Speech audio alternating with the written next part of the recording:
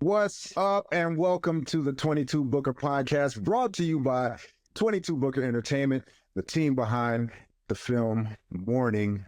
I have John Conway, Ryan Lipscomb, and I'm Corlendos. Just one name. That's all it is. I'm on my Oprah, Madonna, Usher stuff. No, Okay. really. We reached Zendaya status, man. We really made it, man.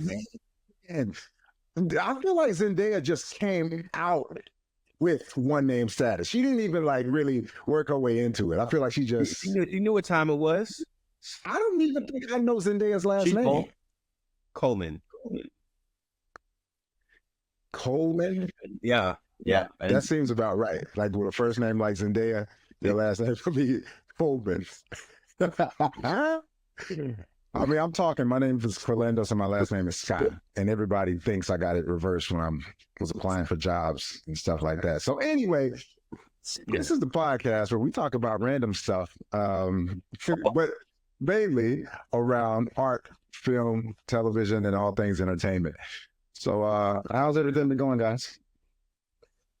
Great. Yeah? Great. I'm good, man. We're pushing the ball to the field, still in fundraising mode for Morning. Our film we're trying to get made. We had a great response from our conversation with John, from a few weeks ago. So we decided to bring him back because, we like talking about movies, man. You know what I'm saying? Look, I'm gonna be That's what it's all about. completely transparent. I am the one person today who did not go back to school, who is not as sophisticated as these other two. So, my perspective is a little more, salt of the earth, a little more layman, a little more Johnny human than these two elite filmmakers who sit atop Olympus of filmmaking. So I just want to throw that in there just so that, people know that I'm going to be the one representing, everyday Joe. John, you hear that? Those just called us gods of the game. That's what Dose just called us. Yeah. Maybe I should just go with John. Conway. Yeah. It's got to be Conway. I mean, That's what people usually you call me anyway. You can't go with so. John unless you're like a disciple of Jesus or something. I feel like you're too late to the game to just be John. So wait. Look, that's fair. That's fair. I understand that there's an Alex between John and Conway, and I've seen it written as J. Alex Conway, which I really like that. Yeah. I feel like J. Alex Conway of the Hertfordshire Conways would be somebody I would want. I started when I first got in film school, I started all my films I go by J.A. Conway, and that's mostly because for the longest time I was obsessed. Well, I mean, still am with the films of Paul Thomas Anderson, and he always goes by a P.T. Anderson picture. So now you know. I'm not mad at it. So John, we brought you on because we want to talk about some stuff that's happening in the movie industry, certain movies that have been out, the kind of conversation that's kind of been happening amongst ourselves, and I imagine across the broader industry, how it relates to what we're doing and why we're doing it and stuff like that. Yeah. And when we were kind of in our production meeting, yesterday, you were talking about a movie you saw that is going to be in a bunch of Oscar conversations later in the year that I have not yet seen. I hope. Everything I've heard is that it's going to be in the conversation. So, you and our mutual friend Greg Miller was like, it's not a Ryan movie, but yeah. It's definitely not. I'm down to see anything in particular. You know what I'm saying? Body horror is not necessarily my cup of tea. But I'm not against a good movie, man. Never have been, never will be. You know what I mean? But you want to talk about the substance, starting to be more Margaret Qualley, Dennis Quaid, I'm forgetting the name of the director. Carly Ferrigno, Okay. French. Um, Yeah, I think I mean, like, just to get into it, it's like absolutely insane.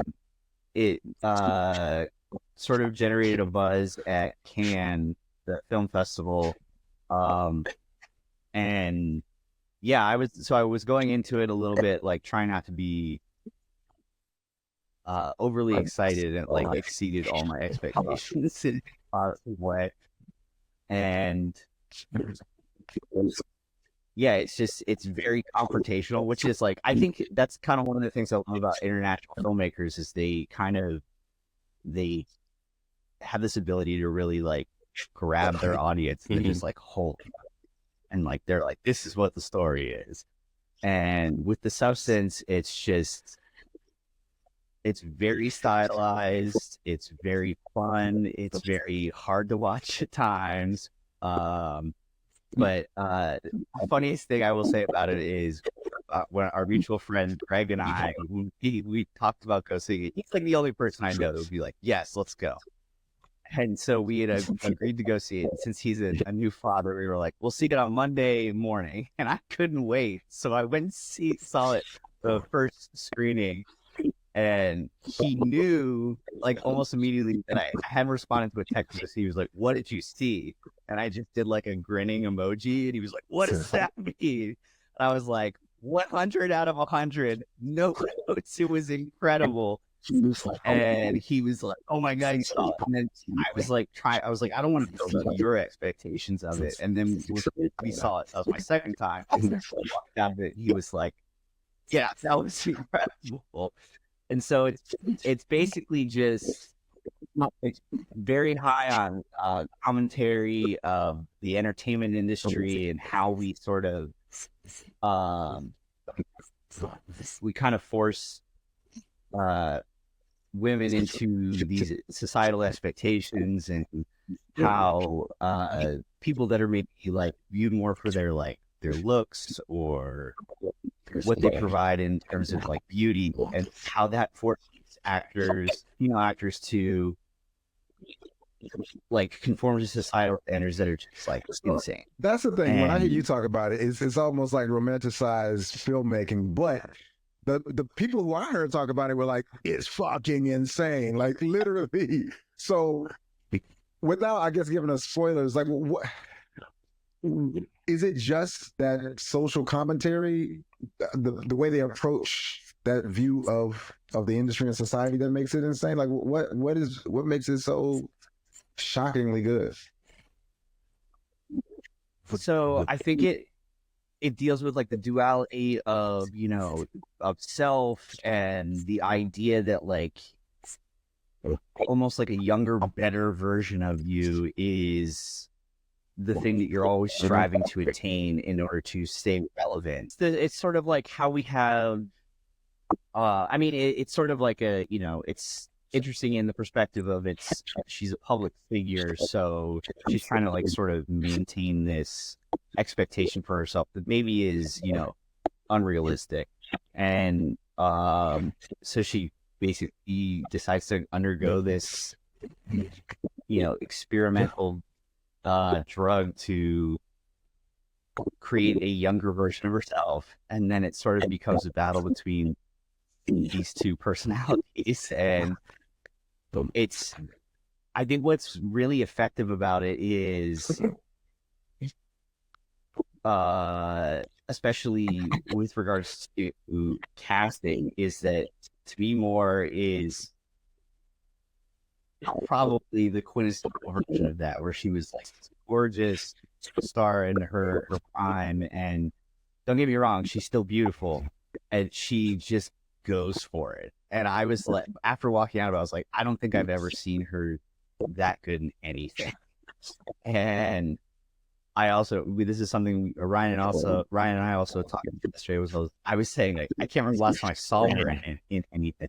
I know she's been working, but this was very much like a emphatic, like, I'm still here, and I loved her for it, and it made me want to go back and almost like watch other stuff that she's been doing, just because I did I've always loved her. She's great. Mm. And then unsung hero of it, Dennis Quaid is reprehensible. Oh, yeah. It's That's who wonderful. I'm looking the most forward to seeing is Dennis Quaid. I'm like, this guy. There's a specific scene earlier on. I don't even want to say like explicitly what it is, but like he's doing something, and it's just Let me ask you guys this, and without sounding Yeah. too America, do you feel that the Academy and cinephiles in general give more weight and credence and space for foreign filmmakers than that's actually that. So there is like this really interesting dynamic. You can see it sort of. I'm trying to think of like you see it with like Bong Joon-ho did like Parasite. You see it with there's a German filmmaker named Florian Henkel von Donnerschmark, which is one of my favorite names of all time. He made a film called The Lives of Others, which is incredible, and it's this sort of weird thing where foreign filmmakers, international filmmakers, however you want to refer to them, they find like incredible success with like some breakout movie, and then America courts them, and then America is unwilling to give them like creative control, and then they like stifle their creative control. Well, you know, And go ahead. I would say, well, I was going to mention this earlier, just in terms of like, you're talking about the substance being kind of like unrelenting in terms of how it's kind of going at its audience, whatever. And like the difference between like European filmmakers versus like American filmmakers is that Europe, for in a lot of cases, will subsidize. They subsidize the filmmaker's art, right? They help finance these films, right? Just as like important piece of art, whatever, and helping filmmakers get their projects made and stuff like that. America has no apparatus for doing everything on just like private money. We have to get everything back, money back, get a ton of profit. It's complete capitalism, kind of like unexpected stuff like that. And I think that in a perfect world, whatever, like America would have a kind of a system set up like that, without give like filmmakers and artists the freedom to kind of make their art and make their where they want to make for them, without it being if something doesn't make like a significant profit, it's a complete disaster. You know what I'm saying? Like, yeah, that's the idea of the profit incentive really stifles the creativity, right? And I'm sorry. Go ahead, John. go ahead. Yeah, I was just gonna say, like, I think that like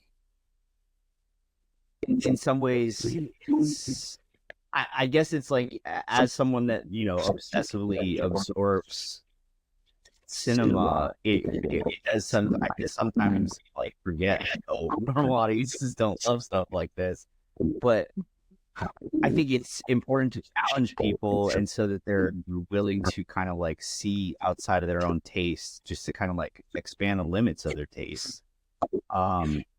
And yeah, I think I agree with Ryan, where it's just like you get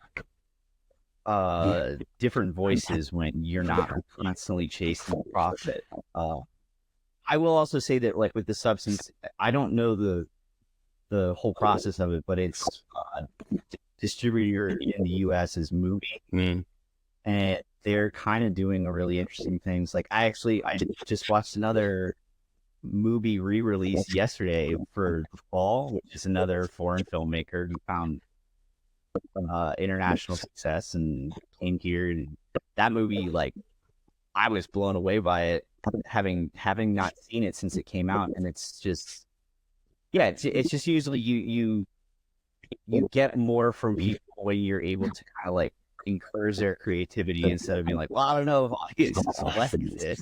Exactly. I mean, and that's the thing too. Also, just the way in the Europe's model, it also kind of creates it kind of facilitates a space for more artists to be able to kind of do things. It kind of creates a kind of like an off ramp for artists who not necessarily are coming from like different backgrounds, whatever, to be able to make art and stuff like that, because it's not just like, oh, it's just for people who are money, to come from money, whatever, blah blah blah. Yeah. It allows artists who may not have those means to actually start to make their art, whatever, and make films and try to create, in a space where they're not like, I definitely put like money on the table, food on the table. You know what I'm saying? Yeah.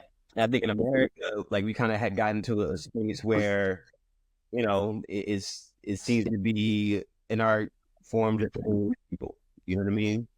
To be able to make things you create, because it's too hard to kind of like, to support yourself, and try to make films at the same time. That's the way the industry is set up. So, that's why I think like over the last few years, like most of the most interesting films I've seen have been foreign films.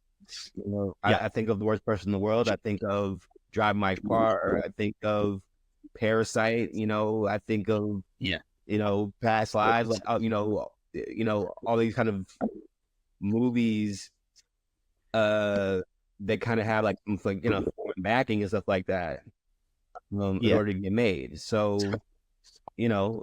hopefully, like we're kind of, again, we've been talking about the industry being in flux right now, it kind of resetting itself. Maybe we kind of get back to a point in time where the artist kind of drives things up instead of things being kind of trickling from the top down. Yeah, I would agree with that, and I think that like it's definitely a way to. I think I've said it before. I think one of the things I love about film is it's like you get sort of different perspectives in ideas. So like when you get something like The Substance, it's like the core idea is essentially familiar, but it's this woman from France being like, "Isn't this fucked up?" Like he like hammering it in, and you're like, you walk out and you're like, yeah, I agree with that. That is really fucked up. What happened there? Did you switch something? Go back, keep going. Okay. Yeah, so I think that like you get this sort of you get these different perspectives that you don't normally get, and I think that one of the things that like as consumers of media we often forget is it's like you walk into something, you're like, this is what I like, this is what I don't like, and if I don't like this, then I'm going to completely reject it. If I like it, I'm going to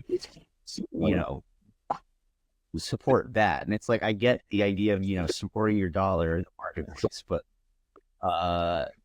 it kind of tends to close yourself off and create, and it's also it's a product of the world we live in today, where it's like you want to form these bubbles and protect your I don't know, your thought process from a different way of thinking, and I think that's like really poisonous in a lot of ways. So for all the valid points that you guys are making, one has to wonder though, why is there no Hollywood Europe, UK, Germany, France, all these great places? I mean, Korea, all these great places. Like, the economy of their cinema structure doesn't hold a candle to Hollywood in quantity, if not quality. But so I feel like maybe it's easier for artists to have an on-ramp in some, internationally, because maybe their country or, their society will subsidize them getting into the industry or their projects. But are there more of them, or do you have a better chance? Yeah. I have to wonder, because I see so many international, or at least at the actor level, coming to Hollywood to work in Hollywood, yeah, you're right, and not Bollywood or Nollywood or whatever. Bollywood is the exception. Bollywood is the exception because like their industry is thriving. They churn out. They I would say quantity definitely is there. I would say Nollywood is definitely growing too. I mean, like, it's in my mind, like, it's hard to kind of like go kind of like rah rah, you know, the American film industry right now. It's like so much of it kind of in decline and collapse at the moment. As it resets, and like, you know, and obviously that affects like the international film, you know, market, whatever. But at the same time, like, you know, a lot of these other industries, like they're doing okay. You know what I mean? Like, they're catching up.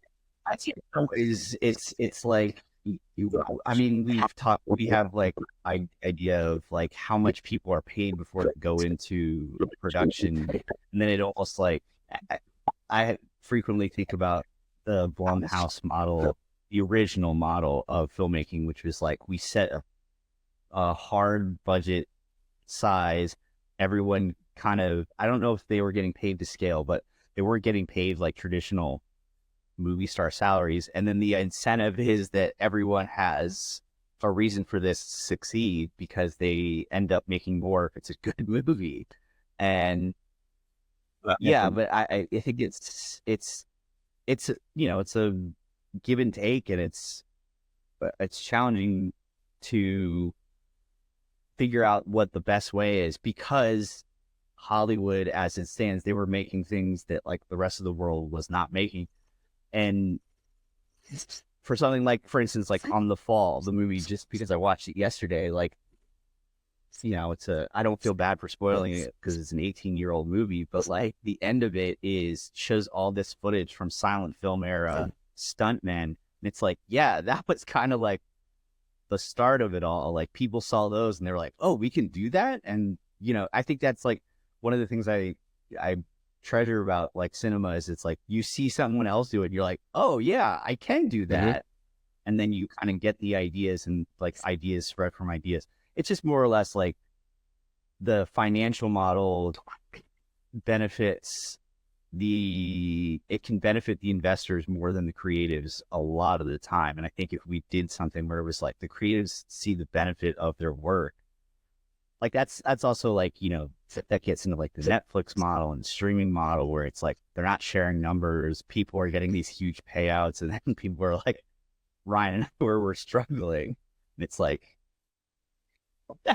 yeah, I mean, on, you know, look, you even see kind of like the pushback from like, you know, kind of A-list filmmakers, whatever. Like, you know, kind of in the news right now is like Greta Gerwig is fighting with Netflix just to, you know, her Chronicles of Narnia movie that she wants to do for Netflix. Like she's fighting with them, and fighting is like a loaded word, because like Greta Gerwig is not necessarily like, you know, it's probably a gentle nudging from her more than anything, in terms of just like, hey, you know, it'd be great if these movies were actually in the theater.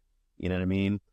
Yeah. But you know, the theatrical experience is like unparalleled in my experience. Yeah, you always hear too just about like the way Netflix kind of like, you know, kind of limits like the look of a film, like, you know, in terms of like it being more uniform, like these are the lenses you can use. Here, you know. Did you watch Rebel Ridge? I have not watched Rebel Ridge. That movie, I was like, I mean, Jeremy Saulnier, the filmmaker, his movies are very, I mean, this is one of his movies, Green Room. It's like one of my favorites. His movies are, he's a former cinematographer, so he knows visual aesthetics really well. And I thought Rebel Ridge kind of like fell flat. It was an incredible movie, but like the actual visuals felt stunted to me, and it's a Netflix movie. So it's like, you kind of see that, and it's because they want uniformity for people that may watch something on a phone versus a laptop versus a computer screen versus, you know, a movie theater. And I have a projector, so when I watch Netflix movies, it's just like, oh, hang on a second, I got a coughing cat. Oh, right.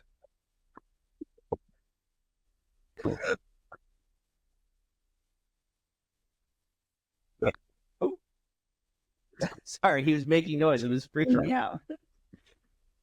Anyways, I mean, to that point, like, you know, almost our kind of like, you know, filmmaker friends, whatever, like, you know, Rebel Ridge has kind of been a topic of conversation and stuff like that. And like, you know, for me, you know, it's not necessarily like a hard and fast rule for me. I just find myself like not being super excited about Netflix movies. And that's not even like, and they'll have like great filmmakers putting movies on Netflix, whatever. And I always kind of feel like, man, it'd be great if this is actually in a theater and actually felt like special to watch. You know what I mean? Yeah. And so like I can find myself kind of like not necessarily gravitating towards those films, and like they may be great films, just like the performance and you know the directing and stuff like that. But I always feel like there's a little something off about them. You know what I mean, It's too neat. yeah, It's too clean. yeah.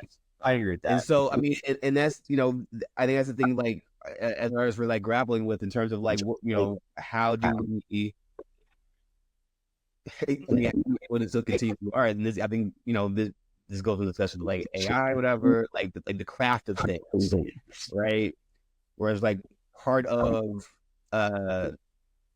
you know, part of the joy of art is and making art is looking at the craft and how you do it in the process of doing it. Yeah. You know, and you know, it's like why, like, you know, RJ, like we still love watching older movies that are shot on film, like the imperfections of the grain in the film stock. Yeah, I mean, like even further than that, this is like also like a argument that Ryan and I get in with our friend too about like presentation. I think is important, and it's like it gives you a sort of like indescribable feeling, and it's like subconscious to watch a movie projected.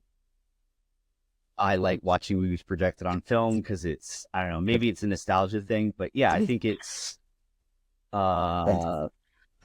important to digest it the way it was intended to be digested. You think you're like, you can watch something on your phone if you're at the airport, but you're not going to get the same experience. You're in a dark theater with a bunch of other people, hopefully not on the phone. I dealt with that the other day. It's nostalgia thing because, well, a couple things. It's I heard somebody talk about how adults are always stuck in whatever time frame they had their most success, their biggest hits. So you have a grown man wearing the clothes he wore, the style he wore in high school. That was his best year. Like, that's when I hit it. So I think that like we came of age at a time when we were watching films in the theater, and we romanticize that because it was a special coming of age for us. We talk. I mean, every filmmaker says this. Like, I love the grain, I love the imperfections of film. But do you think that when they were shooting on film early on, that they were really wanting those imperfections? Like, no, that's something that happens because that's what people. I mean, because that's what it was, and. Yeah, I literally watched my nieces and nephews sit in a room with a 65, 70-inch television screen and turn it off to watch a movie on their cell phones. Because for them, that's more comfortable for whatever reason. I would want to see everything in the highest definition possible, but for them, it's different. And so I think it's a matter of, is Netflix and all those platforms, are they moving the ball? Are they seeing what's coming down the road and they're getting there ahead of time? Or are they just, you know, is it a profit? Is it a profit thing? Like, they're like, hey, with uniformity, we can crank out the most. It shows the most uniformly on all screens, blah, blah, blah. So I don't know. Me personally, I think it's a profit thing. I think this goes to the broad thing in the industry where it's like the Hollywood itself is lamenting like why are we losing money on movies all the time? Why the industry feel like it's weakening, blah blah blah. It's because you've devalued your product. You know what I mean? Like films should feel special. Films should feel like events. Every film should feel like an event. There should be a broad swath of different kinds of films. Wherever we should be able to go to the theater and say, "Hey, I have all kinds of options to go see a movie." We don't have that right now. You know what I mean? And so this is kind of the issue. Like, they're not. It's also the issue with like Netflix and Apple is like sometimes something will come out and I'll be like, I have never heard of this. If I had been advertised this or if I knew this was coming, I would have been there the first day. Yeah. And so it's like, you know, you talk about, oh, we should have less theaters, we have fewer theaters. So like, where it's like, oh, so like person who wants to see a movie in Middle America, now they have to drive like an hour to go see a movie. Like that makes no sense. You know what I mean? There's also like see the argument about the price of for like especially with like family of four or something like that. And they're like, oh, I'm not gonna spend $50 for 4 of us to see something. It's like, yeah, I agree with that. That's insane. Especially like when the product isn't worth that. You know what I mean? Yeah. It's like, yeah, if you were, you know, if you were placing like if you were creating value for the audience, in a way like, you know, you're putting your best foot forward in terms of like just like the cinematic on the screen. I'm not talking about like how comfortable the seats are. I'm not talking about like, you know, I get to have a 5-course dinner while I'm watching a movie. I'm talking about like, I'm not talking about like, you know, 4D, whatever, you know what I'm saying? Where it's like, oh, now I'm in the tornado and the mist is hitting me in the face, whatever. I'm not talking about that. I'm talking about the freaking product on the screen. Is it a good movie? Yeah. Is it a good movie? Does it look rich? Does it look textured? Whatever. Is it saying something about the world? Whatever. Is it not just something that's gonna like is mind numbing and just like a distraction for 2 hours? You know what I mean?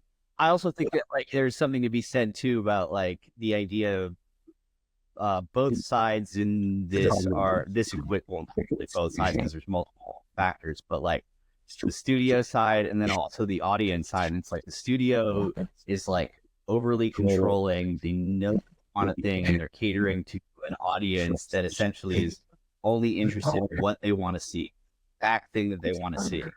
And as long as both sides are like unwilling to compromise, we're kind of stuck in this limbo of similarity and repeated ideas and nothing really, you know, stepping out of line.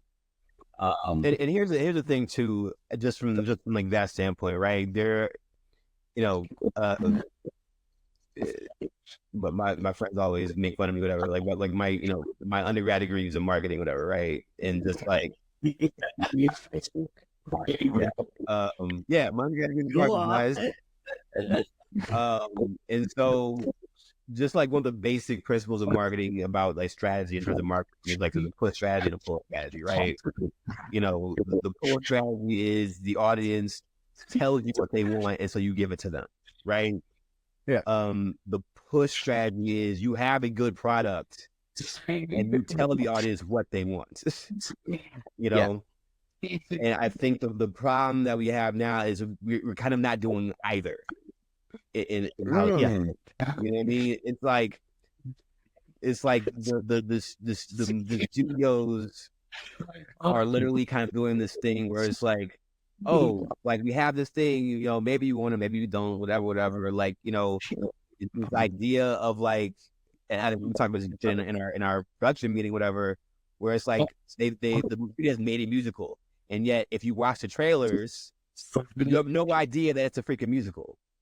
They try to hide the fact that it's a musical because is there a specific movie you're talking about? Well, there's a few movies where this was true. You know what I mean? In recent years, right? And it's been noticeable, and in most cases, and disastrous for the movie financially. Tell Ryan, what is the best example of this in recent history, in your opinion? Look, I'm just saying that if you have a bunch of people who are not necessarily predisposed to liking musicals, and you trick them into singing a musical, they will lash out. Is all I'm going to say. You know what I mean? Yeah. Whereas, not like Joaquin Phoenix, is there something you need to tell us? What? Look, okay, so they're proud of me. So I'm just saying, like, part of this, like, Joker 2, I can't say the freaking thing. Say it to me. Whoa! Hang on. You're telling me Joker 2 is a musical? Joker, Shocking. But yeah, I mean, it's the thing. Like you have a bunch of people who like not predisposed to liking musicals, and so they go see a movie, think they're getting one thing, and now they feel like betrayed and hoodwinked when they're sitting in the theater, and they Well, laugh. tell me this: how much music does it take to make a musical? Like, what's the tipping point? I mean, like how many black people has to be in a movie before it's a black film? How much music needs to be there before it's a musical? If we just got the one piece, like, is it a musical? I don't know the formula, personally. That is an interesting topic. I do know the formula for a black film, but that's neither here nor there. While we hear That's a whole different podcast. Yeah. Well, I mean, as the lone white guy here, I would say like even hearing that is like in some ways like disappointing for me because I'm like, I don't care. Like if it's a good movie, it's a good movie. Like, look, and we like that take, honestly. All right, Bad Boys 4, black movie? No. Yeah, that one has a lot more diversity in the cast. Notwithstanding all the Will and Martin and families. That's another podcast altogether. Like I went into that, I was like, I have high hopes for this because I love Bad Boys 1, Bad Boys 2. Let's not talk about Bad Boys. But also like the titling, it's so weird. It's like your third movie is called For Life. Come on. Anyways, the Joker thing, with regards to it being a musical, I think that's like, I mean, it has like musical numbers, but like it's also very like, it's a generous term, which is kind of another reason why I'm like surprised that people are like pissed off that it's a musical. I think it's like a, just like a hornet's nest of like anger with regards to like how the characters handle the subject matter, musical numbers. It doesn't do what audiences wanted to do. I think in that regard, it's a failure. But I watched it and I was kind of like, I can't believe people are panning this as much as they are. So this goes very competent. This goes into like a broader point. I want to make if Todd Phillips had made Joker to Filet do, am I saying? Filet do. I'm sorry, Filet do. Second movie. I could have said anything there, and you would have agreed with true. Filet do. If Joker had made Filet do, sorry, Todd Phillips made Filet do exactly as it was, but it was not. The character wasn't the Joker. It was its own movie by itself, not including the Joker, whatever. Like, it probably wouldn't have had the same impact. Because I think the problem here is that we are lost in a nostalgia loop with a lot of these big franchises, whatever. There's too many of them. We need to be making new stuff because it's too hard for creators and artists to try to operate in a silo, whatever, where the fandom is like, no, I like what I like. I like what I liked when I was like 12. And I don't want to change that at all. I don't want it to be any different than what I had when I was 12. Blah, blah. Like how do you operate in that kind of regressive kind of environment when you're trying to be an artist and make things, you know what I'm saying? It's like it is also an interesting aspect of what Joss was saying too about like I want film stock. I want things to look like what they look like when I was a kid. I would disagree with that. We're talking about stories, not. I was gonna say, I was gonna I get what you're both saying. I would say those about what you're saying is. I think the problem is less that it's that and more like it's like let's use the simplest tools that require the least amount of effort to get a product. And I'm saying like choose the right tool for the right job. You're shooting a period piece. It would look great on film. It kind of adds to the nostalgia of the period. Yes, that works. However, with what I was saying about the thing with Joker, as it pertains to Dos's point earlier about you get stuck in an era where you thought you were at your prime, and Ryan's saying like, it's like, oh, I like this when I was 12. Maybe that's a little bit, but it's like a little bit of an Arrested Development mentality where it's like, well, I like this character for the exact archetype I know from every movie I've ever seen and every comic book I've ever read. And if you step outside of that, we're gonna have problems. It's not And in. I feel like basically made a movie that's like, hey, you like the first movie? Go fuck yourself. And it's very apparent. But it's also like, as me, I'm like watching, I'm like, this is hilarious. Like, what? Hey, judge me if you want. I can't wait for the live action Thundercats movie to somehow manifest.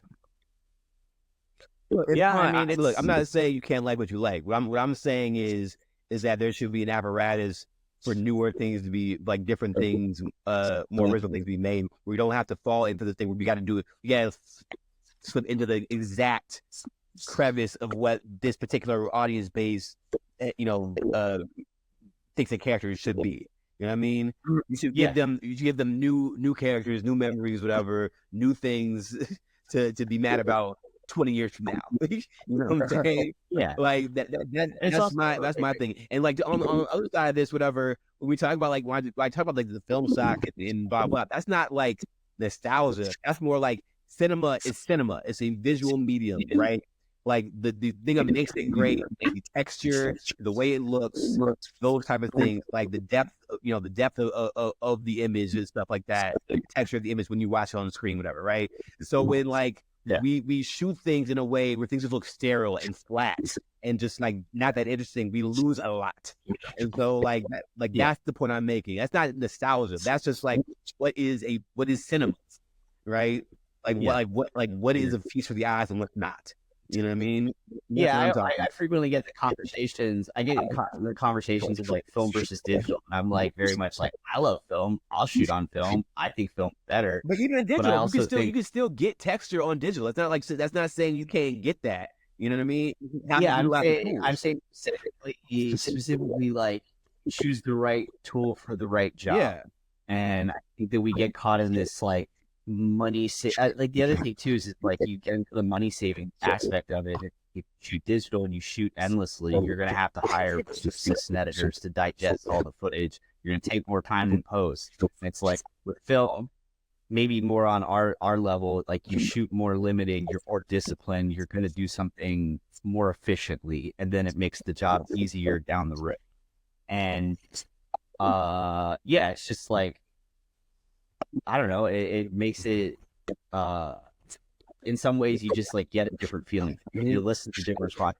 I also think personally, the idea of film is kind of just magic in general. Like the idea of like how the film goes through and you see it. It's like you're seeing basically being still images and it like creates movement. And that's like the realist way of seeing like something magical take place. And let me be clear, I'm not necessarily like I'm not like someone who's like, oh, it has to be shot on film. That's not what I'm saying at all. Like you can manipulate imagery in a variety of different ways in terms of like just like the lenses you're using and how you're using them, when you're using them, placement of the camera, the light you're using, like all those things manipulate the image and stuff like that. Like what I've been seeing in a lot of stuff is just like very flat image based on constraints that are put on the filmmakers. You know what I mean? Yeah. And so when everything is uniform, looks the same, you lose way too much. You know what I mean? Yeah. Like that's the point I'm trying to make. And you can great cinematographers shoot on digital and it looks amazing. You know what I mean? Yeah. All the time. Right? Yeah. And so this is not even an argument about versus film versus digital. This is an argument just for like the process and practice of cinema. You being able to utilize the tools at your disposal in the way you want to use them as an artist. And that's and I think I agree with that. And I think like just getting back to like the Joker of it all.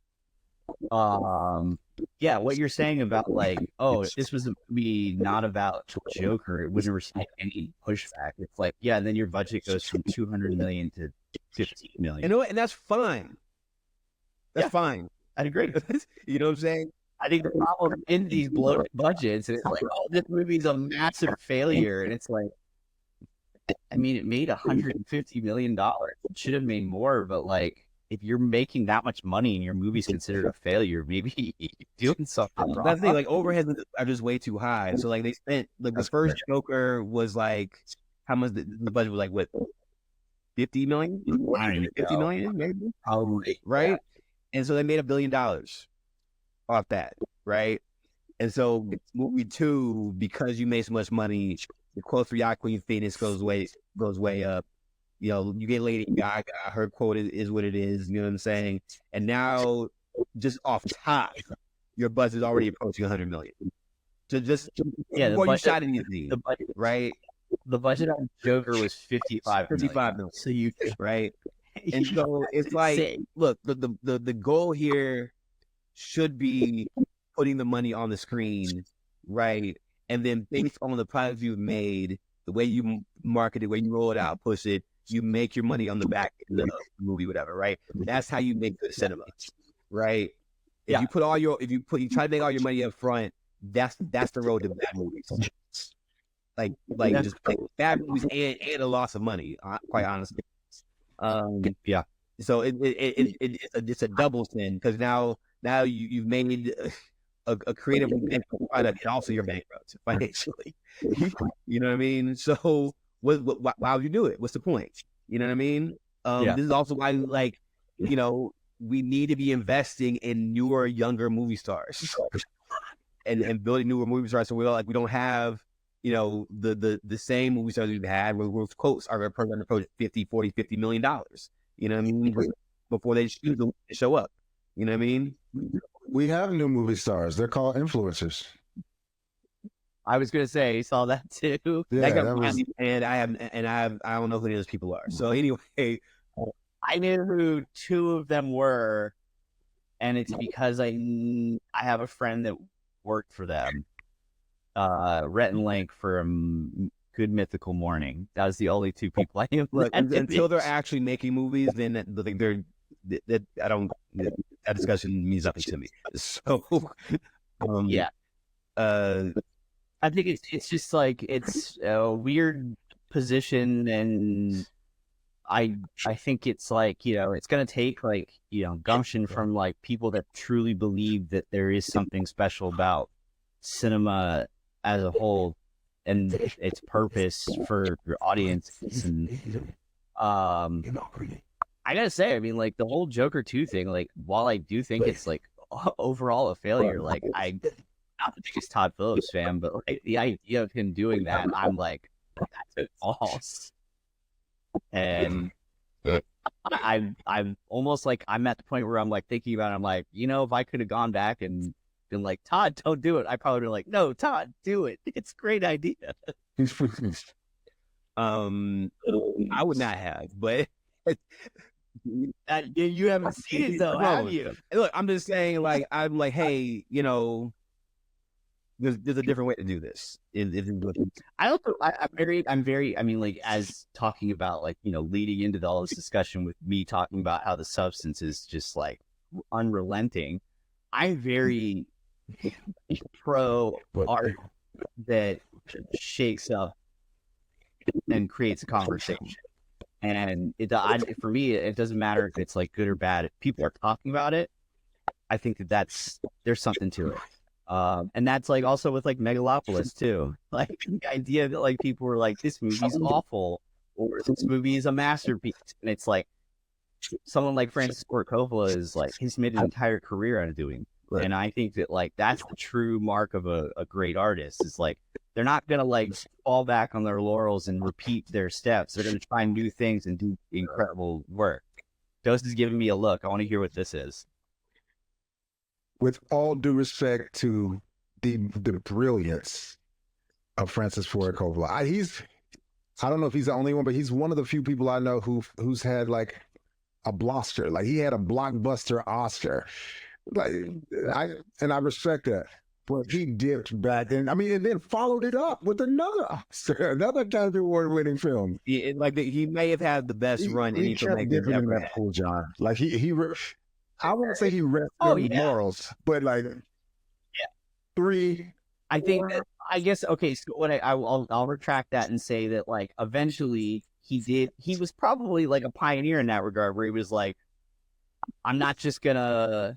He put his reputation on the line, and he made a movie called One from the Heart. Post that run, where it's just like you watch it, you're like, man, I can see why people didn't want this. This is an insane task. But at the same time, it also ended up influencing an entire group of filmmakers, and you see that in their work. So it's like, I would rather take that risk and influence people than be like, maybe it's not a great idea, and just like never pull the trigger on it. And like also, yeah, Godfather 2, Godfather 3, maybe a The misstep, conversation, depending on your opinion. Conversation, Apocalypse Now. Oh, Jack. He basically made One from the Heart. It bankrupted him. He had to, take work for hire jobs, and he made, slop. But like he had to he took a massive risk, and I think that you're never gonna make great art unless you take risks. Look, he started he started a freaking vineyard to raise the money to do this movie, and he put his own money up and did what he wanted to do. So based on that, I respect it. He did what he wanted to do with his own money. That is his right to do. You know what I mean? He didn't while people were trashing Francisco Coppola or whatever. At the same time, he didn't play fast and lose somebody else's money. He did it with his own money. So why are we trashing him? He did what he wanted to do with his own money, right? It'd be a different conversation if he set somebody else's money on fire, right? Todd Phillips. I also think that with regards to Megalopolis, this is I've seen that one twice now, and I think that one is the first experience. I was very much this is all over the place. This is insane. I don't know what to make of this. And then the second time I saw it, I was like, okay, I know what the movie's wavelength is the entire time. And I got on the wavelength, and I was just like, oh, okay, I understand what he's doing. It may not be fully comprehensible all the time, but I liked it a lot.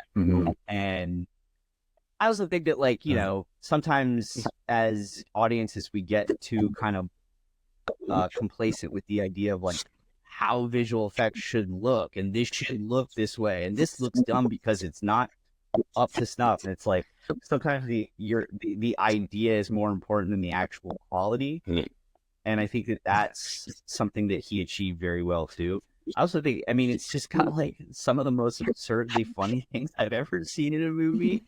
And I also think that people are oh, it's bad, and that's funny. And it's I think it's weird to look at someone like Francis Ford Coppola and be like, I bet he wasn't aware of that at all. It's no, he got it.